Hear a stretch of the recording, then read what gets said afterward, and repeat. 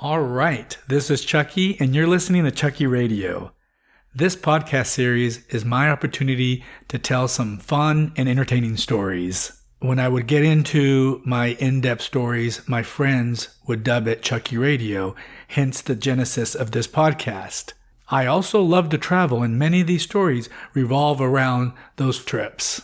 In this episode, I'm joined by a good friend I've known for many years.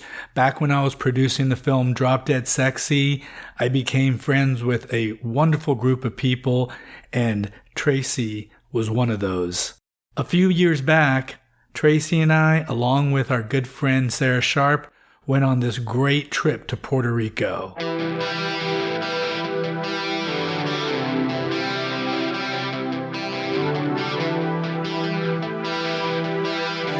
Welcome to Chucky Radio.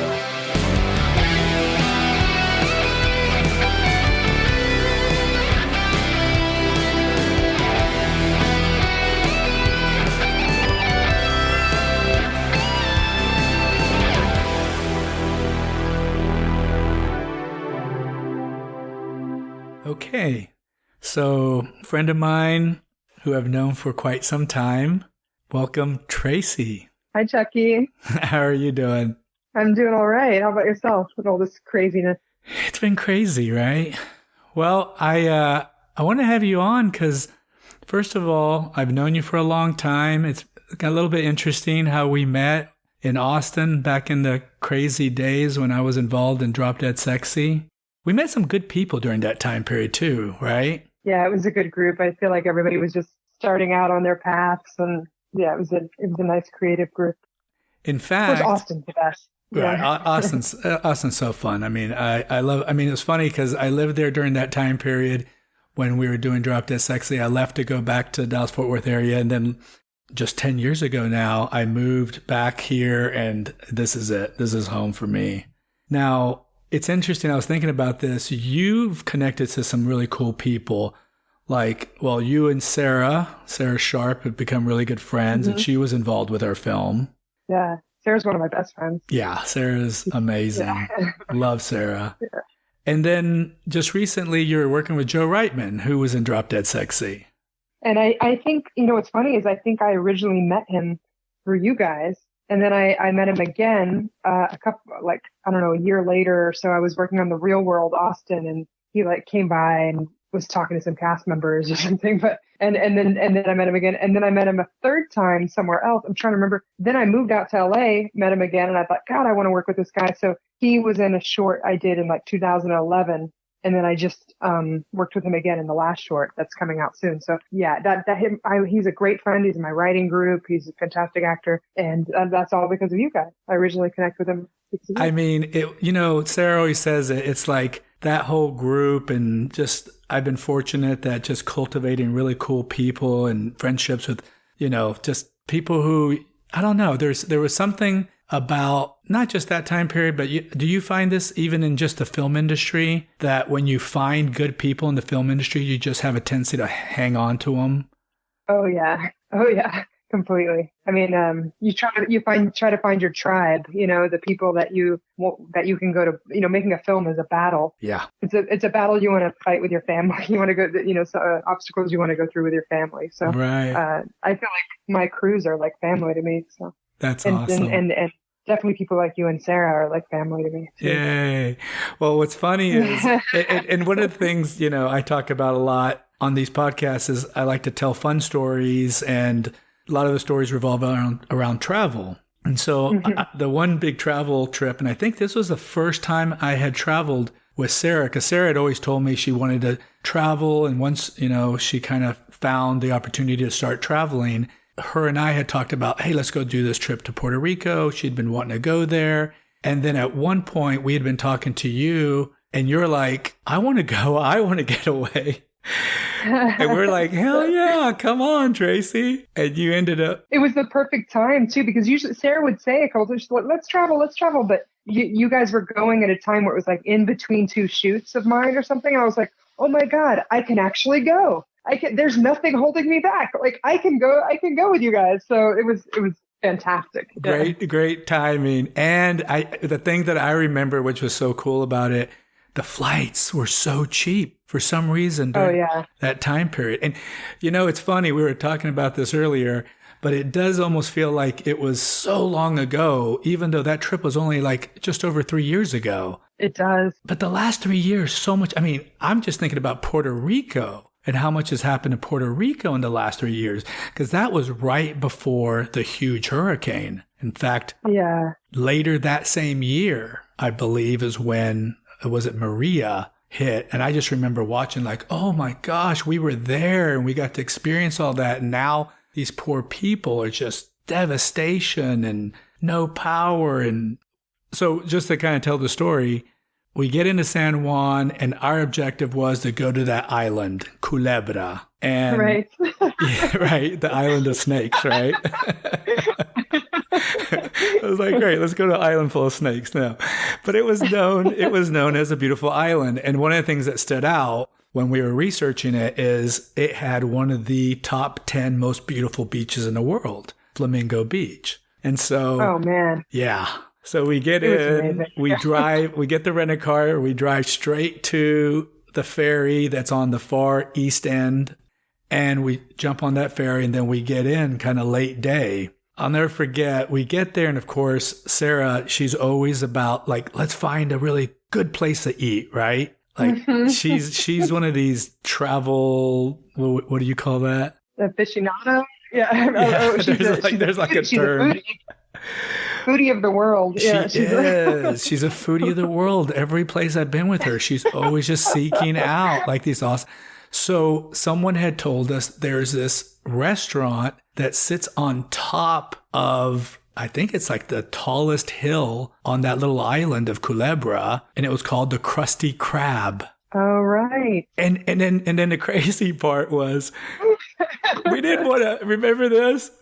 We didn't want to have to walk. They told us, oh, wait, it's too far of a walk. But you can rent these little golf carts. And we jumped on this golf cart, and all of a sudden we start hitting these little roads, these little dirt roads that start going straight up. Like, I think at one point, didn't we have to get out of the golf cart and just get down to one person so we could make it up a hill? I blocked it out. I don't remember.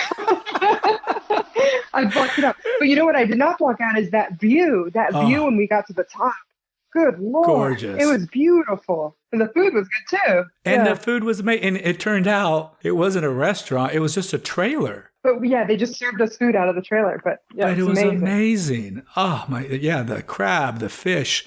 And so we end up, we're on top, have this amazing view at the top of the Krusty Krab. And one of the things I thought was really cool is you could see another little island next to us, so you have like a little island, you have the sun setting, everything's great except invasion of mosquitoes. Do you remember that? Oh, yeah. Yeah, now I remember because I was itching for days after this. Oh, my gosh. As soon as the sun started setting, we just got like eaten alive. And I guess we had forgotten like to bring the mosquito repellent to go up there. And that was the only little snafu, but beautiful place. So worth the bug. Totally worth the bites. Yeah. Well, so I remember the day we go to Flamingo Beach, because of course this is one of our objectives for the trip is we have to go to Flamingo Beach. And we get out there, I guess we took a cart, or did we? Yeah, because we didn't have a car, so we must have taken a cart.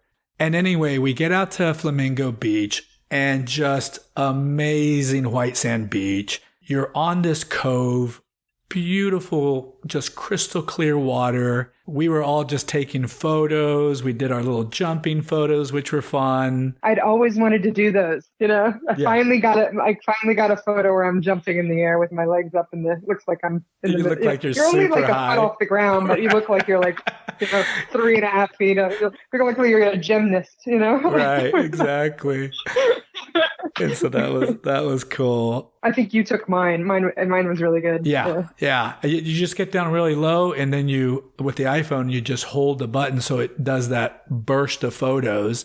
So then it gives you like 30, 40 photos to choose from it, and it's great. So this is a point when we're leaving Flamingo Beach. Someone had told us that there's this really cool kind of secluded beach, but the way you have to get there is you have to go through this area where apparently there are potentially unexploded ordnance from the military. Because remember these islands, they used to be practice for the military. They used to shell these islands, these gorgeous islands that are, right there between Puerto Rico and the Virgin Islands. In fact, we were closer to the Virgin Islands than we were to Puerto Rico when we were on Culebra. And so I thought that was kind of a trip. But we remember we walk up to that fence and it literally has a sign, "Do not enter, dangerous, peligro." And the fence was kind of pried open so we could just slip through the fence. Didn't you guys go? And I said, no, I'm not going. No, you came. You came. I did. That's so unlike me.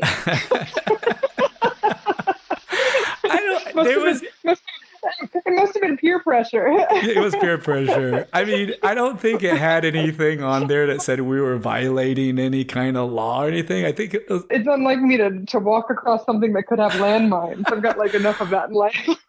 Well, we had been told, and listen, I'm not going to risk my life just to go see a beach. We had been told if you just stick to the main path, tons of people go over there. There was a big trail. It was almost like a little road. And as long as you stick to that, there's not going to be any potential. If you get off the path, I remember now. I totally remember. And we did stay on the path. It was like if you go kind of in the wilderness, you could get hit by line, but there were lots of people doing it. Yeah. Yeah. And so that was a point. That's when Sarah slipped. Because it was kind of steep and it had a lot of pebbles and she slipped and poor thing, just ripped her knee, the skin on her knee. And she was like, no problem. Sarah, man, she's such a trooper. I know, but me, this is where my neuroses or my care for safety comes in. Because I'm like CPR certified and stuff. And I'm like, that's going to need stitches. Like, I was like, we need to get to the doctor. And she's like, no. And then every 30 minutes, I'm like, are you sure? And you can see that it's not healing right. It's not like a gaping wound. And Sarah's like, it's fine. But I'm like, well, she did give birth to 3 babies. Maybe she could handle some stitches, some cuts on her knee, Right. So. And the funny thing is when we got down, remember we get down to this beach and it's a beautiful little cove. Oh, and the water there, because it was a little bit more still there. So it was just beautiful, crystal clear. Oh, it was out of control, gorgeous. Oh, yeah. And then Sarah, that was when she here, I'm just going to rinse it off with water, seawaters. Remember? She totally rinsed it out with seawater, which I guess is kind of more sanitary. Yeah, it probably hurt a little bit. But she was such a trooper. She was just like, hey, I'm good, You guys, and I remember I ended up kind of snorkeling in that little bay area and there's beautiful fish and stuff. And then, finally, after we probably spent maybe, I don't know, an hour at the most there, then we walked back. And then Sarah still didn't want to get medical attention. We got back to where we were staying and everything. And then... You know what it was? I think that she, and in hindsight, looking back at it, remember, I think she just had this weekend away or whatever it was, a few days that we had away. And it was like she did not want to spend that time dealing with the freaking doctor and, and who knows where it would be or how long it would take. And it was like she had this vacation. And but me, I'm like, you've got it. And then finally, late night, she agrees to go. Remember? Oh, yeah. Remember? Wait, because she started. Well, the funny thing is, she started to anesthetize herself by drinking. We have a photo of her in front of the ladies' night sign, right? And there she is drinking her 5th drink with, her knee still bloody and everything. And I finally, because I had taken a photo and sent it to my dad, who's a doctor, and I'm like, Dad, what do you think? And he's like, she needs stitches. And so I finally convinced her. I said this 6 hours earlier. Exactly. I'm not a doctor, but You knew what you're talking about. It was worse 6 hours later, Well, we ended up going up to the only little hospital there on the island. And the funniest thing, we're there, and of course, there's no doctors, there's a nurse on call. And it's this really nice guy. We walk in there and he takes a look at it and he's like, "You're too late for stitches." Like it was already kind of, I guess, starting to get healing on its own. healing on its own, getting crusty on the edges. He's like, I can help wash it off. I can help wash it out. I can give you some bandage and all that. And then we mentioned to him that Sarah was a singer. And he goes, "Oh, really?" Uh-huh. And then next thing we know, he's whipping out a guitar. And him and Sarah are singing a song together. They're like singing this Hispanic song together. It is hysterical. In fact, I have some video of that. I have to repost that. Didn't we do like karaoke a few times? Oh, so one of the nights, because I think we were there like 3 days, 2 nights. And one of the nights we went to a bar and they had karaoke. And Sarah says she never does karaoke. That's like, she's a real singer, right? She's a professional singer. Yeah. So she's not going to do karaoke. But I'm like, come on, Sarah, it's fun. And we did, didn't we do the summer nights where I played Olivia Newton-John and she played John Travolta? Yeah, you switched the roles. Yeah. You switched the gender roles. So we did that, kind of make it fun, And so all of a sudden she got into it. But the one restaurant I do remember that was so cool was a restaurant that was down on the water. It was actually floating. It was on a floating dock. You remember this? I think so. We had to take a boat to get there, right? No, you'd get there from the land. You just walk down and then you'd kind of walk out onto the restaurant, and then the backside of it, it was a dock, and there was these huge fish that people were feeding. Yeah. Remember that? And there were just fish that were there from the bay, and I guess what kind of fish were they? I never figured out exactly what kind of fish they were, but man, they were. It was like a horror film, right? But I just like remember the Meg before the Meg. Yeah, like we're about to get eaten. and then the thing that I thought was really cool, we were talking about this, is like, and Sarah has talked about this, and we've all kind of talked about how awesome would it be to just take a sailboat and cruise the Caribbean and be able, because you can see people just park their boats right there and would just take their little dinghies and come and eat at this killer restaurant. And so it was fun and it was inspiring. So once we left Culebra, we gave ourselves an extra day that we were going to go around the south side of Puerto Rico. And you had some friends that were staying on their sailboat in a marina on the south side of Puerto Rico. And so I remember it was a really cool drive. It's like a windy road, and there's, areas where we're kind of high up and we had a great view over the ocean. And then we'd go through these little towns, and then we finally get to that marina, and then you had called your friends and they came and got us in a dinghy. Yeah. Rick and Debbie. Yeah. Rick and Debbie. The boat is Miss Heidi, which is their daughter's name, Heidi's my childhood best friend. Oh, that's awesome. So the boat is named after her. Wow. And so, we remember they came and got us, took us out to the boat. We ended up spending the afternoon just hanging out and having some drinks and just, and they were living that life that we were talking about. Like, these are people who have this beautiful, awesome sailboat. I mean, it was nice size sailboat that they live on, and they just cruise from island to island. They had been doing that for a while. They sold their house, bought a boat, were traveling all around the world. Pretty inspiring. Yeah. Yeah. Someday, right? And so we make it back to San Juan, and we're there for kind of our final night in Puerto Rico. And that was a night we went out. It was like getting close to sunset. We went straight out to where the fort was. And just this beautiful sunset over the ocean. And there was a cemetery. Remember the cemetery? Yeah. We took some cool photos. Some really cool photos. Old cemetery that was kind of there right on the edge of the ocean. And then we went through the old town of San Juan, Puerto Rico. And that was so cool. I mean, just such a neat, historic little downtown area. And we ended up eating at a pretty cool restaurant. I remember it was like a seafood place. I do. We have some pictures there too. Yeah. Yeah, it's good. So that was a fun trip. I don't think we had a bad meal. I don't think we had a single bad meal the whole trip. The food was really good. Yeah. Well, and of course, again, Sarah, man, she is like the researcher. She does her research. Yeah. She's like looking at the Yelp ratings, the Google ratings, reading the comments, trying to figure out what is the best restaurant. So that concludes this part of the conversation with Tracie and this episode of Chucky Radio. We finished talking about our wonderful trip to Puerto Rico, but then we ended up going into a conversation about Tracie's filmmaking projects and current events. And so that has now created a whole new episode of Chucky Radio. So stay tuned for that upcoming podcast episode. Thank you for listening. If you enjoyed this podcast, I'd really appreciate it if you subscribe to the podcast, if you're listening to one of the podcast services, rate the podcast, and provide some feedback. Peace out.